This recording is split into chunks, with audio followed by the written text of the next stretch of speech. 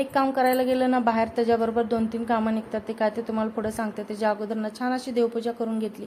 त्याच्यानंतर अक्षय तृतीया होती म्हणून पुरणाचा स्वयंपाक करायला घातलेला. सगळ्यात अगोदर डाळ शिजत घातली. त्याच्यानंतर कणिक मळून घेतली.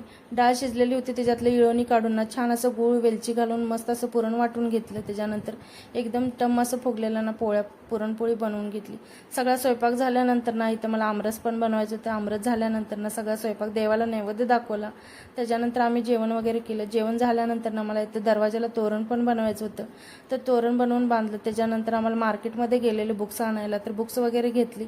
तर ताईंना मंगळसूत्राची फिरकी बघायची होती म्हणून इथं स्टेशनरीमध्ये आलेलं फिरकी आणि थोडीफार मेहंदी घ्यायची होती केसांना लावायला. ते घेतल्यानंतर ना भाजीच्या मार्केटमध्ये आलेलो. भाजी वगैरे घेऊन झाल्यानंतर त्या ताईंना साडी बघायची होती. तरी मी अंगावर घातलेली साडी ना ट्रेंडिंग होती म्हणून बघितली, पण अजिबात त्याचा कपडा चांगला नव्हता. तर तुम्हाला कसा वाटला माझा छोटासा मिनी ब्लॉग? आवडला असेल तर चॅनलला लाईक, शेअर आणि सबस्क्राईब